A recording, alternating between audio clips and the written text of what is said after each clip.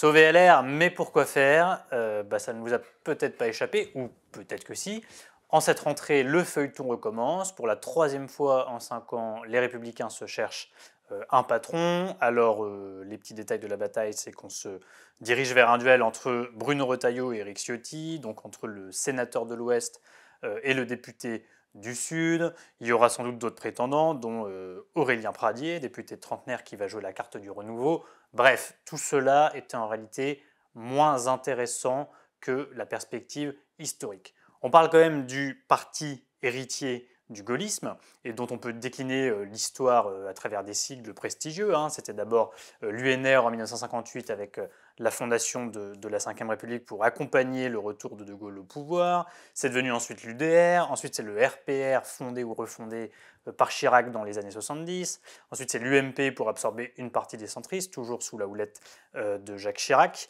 Et enfin c'est le changement de nom, les Républicains, sous l'impulsion de Nicolas Sarkozy en 2015. Sarkozy, Sarkozy, c'est le nom qui symbolise la dernière victoire de cette famille politique à la présidentielle. C'était en 2007, il y a 15 ans déjà. La victoire, elle n'a de sens que si elle est celle de notre pays tout entier. Alors l'histoire récente de la droite, c'est celle de la fonte d'un électorat, et la raison, c'est un écartèlement sociologique. Pour simplifier, historiquement, la droite s'appuyait sur deux jambes, une bourgeoisie libérale conservatrice d'un côté, et puis de l'autre, des classes laborieuses attachées à l'ordre des classes moyennes et populaires qui votaient pour la droite. Or, il y a eu une première rupture sous le quinquennat Sarkozy. On voit à ce moment-là que toute une partie de l'électorat, déçu par Nicolas Sarkozy, s'en va vers Marine Le Pen. Ça, c'est en 2012.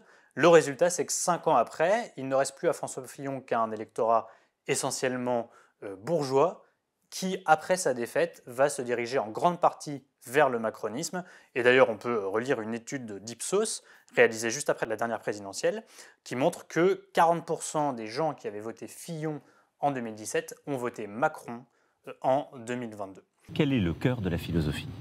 Nous devons travailler plus et plus longtemps. Il n'y a pas de doute. Et aujourd'hui encore, Emmanuel Macron et Marine Le Pen, ils continuent à tenir ces discours qui rappellent ceux de la droite traditionnelle, chacun à leur manière. Et puis, il y a bien entendu le problème de la sécurité dont nous voulons reparler, car le niveau d'insécurité qu'atteint notre pays est un niveau, je le crois, historique. Alors, pris en étau, les Républicains ressemblent de plus en plus à un club d'élus, un peu d'ailleurs comme leurs anciens meilleurs ennemis, le Parti socialiste, qui n'est plus du tout la force motrice sur le flanc gauche de l'hémicycle. Désormais, donc, il y a une question existentielle qui se pose à la droite. À qui s'adresser et pour dire quoi? Exactement la même question au fond que sous le dernier quinquennat, sauf qu'elle devient de plus en plus pressante puisque la taille du parti se réduit, que ce soit le nombre d'adhérents, le nombre de députés, le nombre d'élus.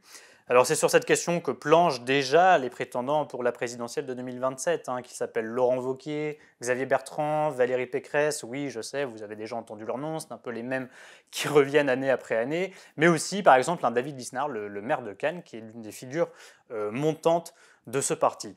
On voit bien en réalité que les problèmes d'arrière-boutique sont secondaires, et c'est d'ailleurs ce que me disait récemment l'un de ses prétendants. Il explique que le sujet, ce n'est pas l'intérieur de LR, c'est comment s'adresser à l'extérieur de ce parti. Au fond, c'est un sujet de corpus idéologique, ce n'est pas du tout un sujet politicien, c'est une question véritablement politique.